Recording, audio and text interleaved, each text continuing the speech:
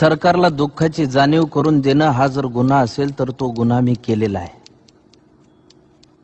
त्यासाठी तुम्ही द्याल ती शिक्षा भोगायला बी मी तयार आहे. तुम्हीच आम्हाला सांगा आम्ही जगायचं का नाही ते. सरकार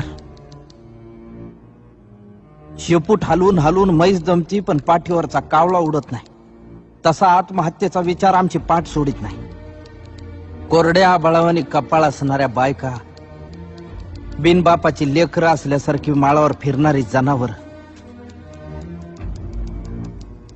हे सार गावाला नजर लागली म्हणून नाही झालं सरकार.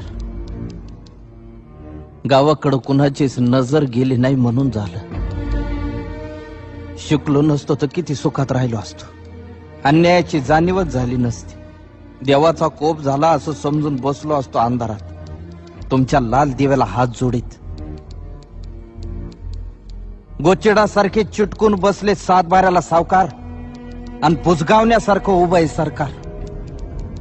आभाळ वागतंय सावत्र आईवर. दुष्काळाचं कुरूप ठणकत चाललंय आणि शेतकऱ्यांसाठी कोंडवाडे बांधायचं ठरवून सरकार शांत झोपी गेलंय. देश महासत्ता होण्याचे स्वप्न बघण्यासाठी. खिचडीसाठी शाळेत जाणाऱ्या पोरानं चोरून आणलेले 2 घास खाताना त्याच्या बापाला अभिमान वाटावा पोराचा का स्वतःच्या जगण्याची लाज.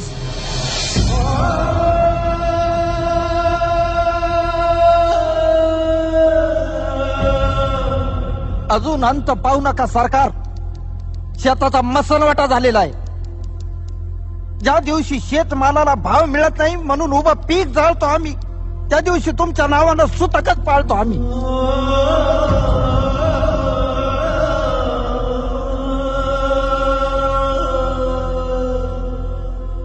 आता तरी विचार करा.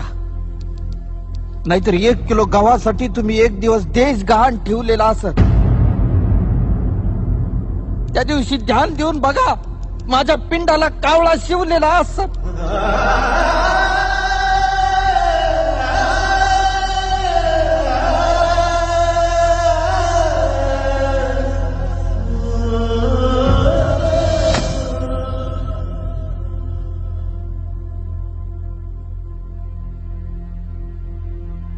माझी काहीच तक्रार नाही.